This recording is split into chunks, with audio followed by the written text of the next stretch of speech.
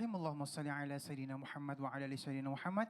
Assalamualaikum warahmatullahi wabarakatuh. Waalaikumsalam warahmatullahi wabarakatuh. Jamaah. Yeay. Oh jamaah. Yeay. Alhamdulillah. Alhamdulillahirabbil alamin. Mudah-mudahan semuanya dalam keadaan sehat walafiat. Ya, berkah semuanya, berkah umurnya, berkah rezekinya, berkah keluarganya. Dan mudah-mudahan hari ini juga berkah ilmu yang didapatkan oleh guru kita yang dimuliakan Allah Subhanahu wa taala ya. Nah, sebelumnya kita mau lihat dulu nih, mau nanya di sini siapa yang kita mau tanya nih kira-kira, siapa yang siap ditanya? Ibu siap ditanya? Siap ditanya? Ibu aja dah, ibu dah diam-diam nih ya. Baik, namanya siapa? Boleh berdiri, berdiri dulu sayang. Namanya siapa? Fatimah. Ah, Fatimah. nggak kedengeran. Ibu Fatimah. Nah itu dia baru kedengeran. Ibu Fatimah jangan duduk lagi berdiri dulu ya. Iya saya duduk nih. Baik, Ibu pernah nggak nih ada temen yang tiba-tiba ngobrolin masalah aibnya dia? Apa ya bahasanya curhat tapi ngobrolin aibnya dia? Ada. Yang mana orangnya? Enggak ada di sini. Oh nggak ada di sini. Bagus nutupin temennya ya Masya Allah. Tepuk tangan dulu. Nah Ibu nyikapinya bagaimana itu? Nyikapinya? Ikapinya itu ya gimana? Bagus banget nih. Sedikit satu lagi. Pernah nggak tiba-tiba ada teman namanya siapa? Ibu Eha. Ibu Eha. Eha ya, panggilannya Eha ya. Baik, boleh berdiri biar kelihatan. Ya ada nggak nih teman tiba-tiba curhat tapi akhirnya dengan curhatannya itu akhirnya ngumbar aibnya sendiri atau aib keluarganya? Enggak. Ada nggak? Ada nggak? Enggak. Nggak ada. Berarti nggak ada yang curhat sama ibu. Kalau ibu pernah nggak curhat sama orang lain? Enggak.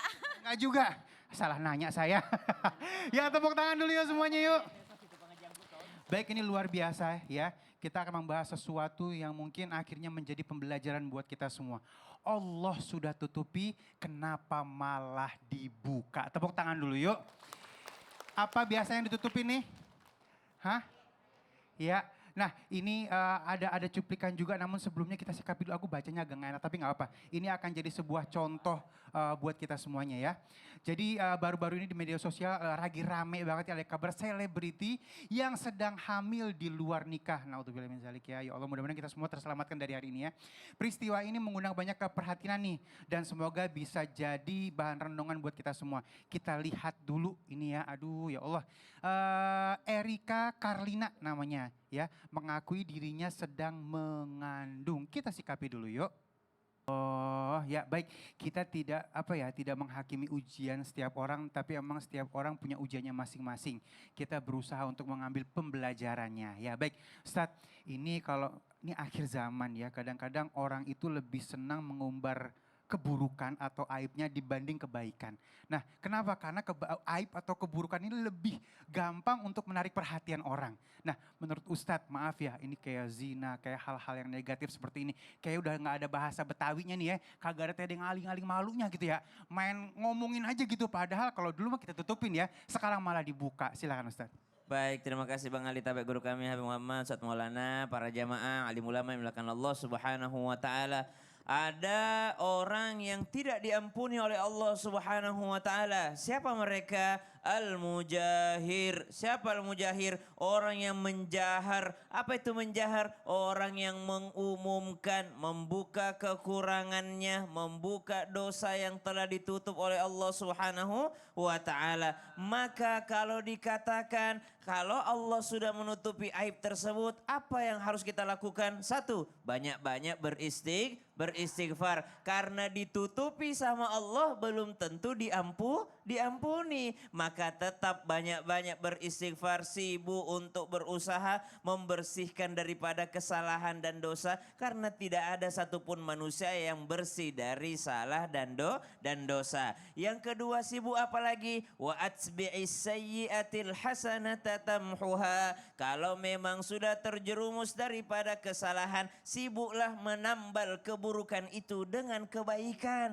Tambal keburukan dengan kebaikan. Dahulu mungkin kita adalah orang yang pelit. Dahulu mungkin kita adalah orang yang subhanallah suka menyakiti orang lain. Maka tambal, oh saya pernah sakiti hatinya. Sekarang saya berusaha idkhalus surur. Berusaha untuk memasukkan kebahagiaan di dalam hati orang tersebut.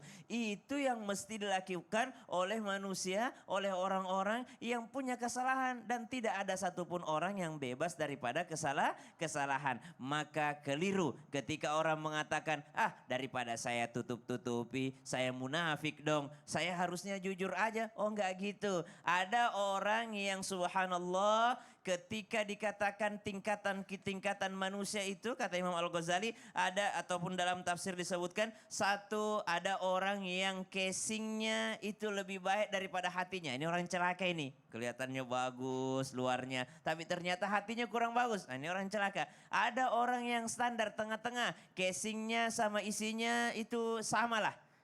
Kelihatan dari luar orang soleha ini, jilbabnya bagus segala macam. Hatinya juga begitu demikian. Ini orang biasa. Tapi ada yang lebih bagus lagi. Mana itu? Ketika kita pandang dia, ini kayaknya saya mau berteman sama dia. Karena kayaknya dia ibu-ibu yang soleha ini. Tapi ternyata hatinya jauh lebih solehah daripada penampilannya. Jangan salah paham. Ada orang yang salah paham. Salah pahamnya begini, biarlah penampilan tidak baik, yang penting hati baik. Oh tidak begitu.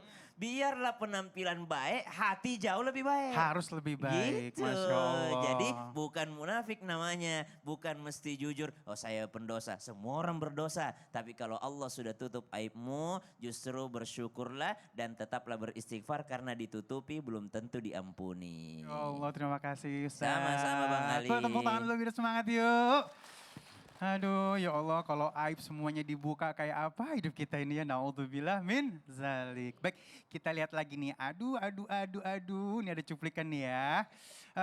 Ketemu temen selingkuh, mas teman-teman, ketemu temen selingkuh temen ketemu, apa bagaimana nih? Atau selingkuh sama temen nih, kita lihat dulu aja dah. Oke, aku paham sekarang ya. Jadi ketemu Anda belum paham. ketemu teman kita, ternyata teman kita itu lagi selingkuh. Nah ya, ini gimana nih, kita pergokin langsung, kita ingetin langsung, atau mungkin kita kasih tahu sama orang lain sehingga akhirnya tujuannya agar perselingkuhan itu berakhir. Boleh nggak sih seperti itu ya, Bib? Atau aduin sama keluarganya gitu. Ya, boleh nggak nih? Atau yang akhlak yang benernya bagaimana? Silakan ya Habib. Siap. Bismillahirrahmanirrahim. Assalamualaikum warahmatullahi wabarakatuh.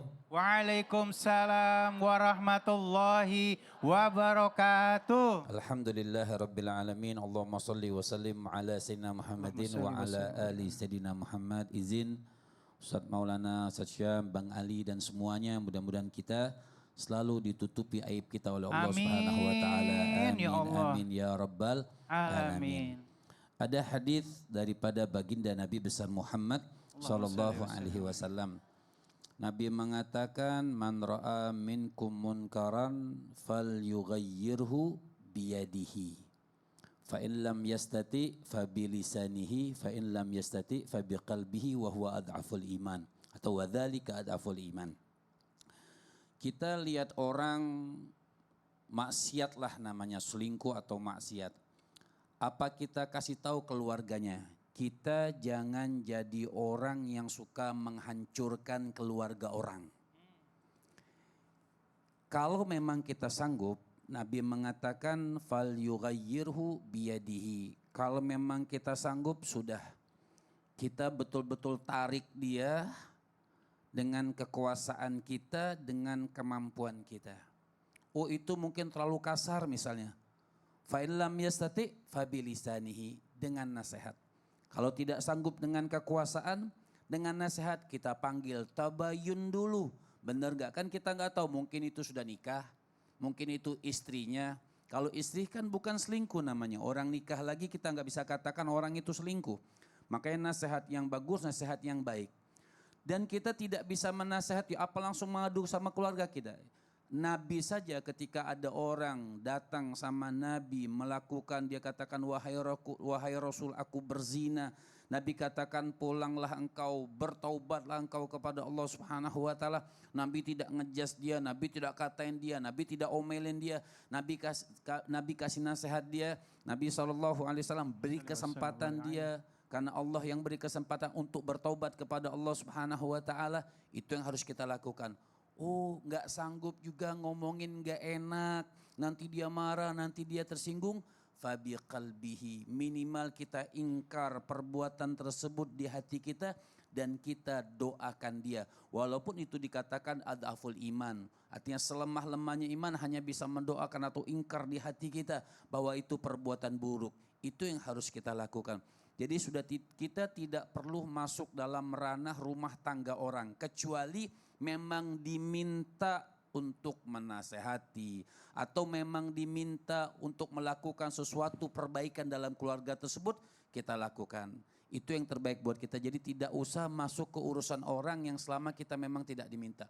Bukan kita mendiamkan kemaksiatan, tidak.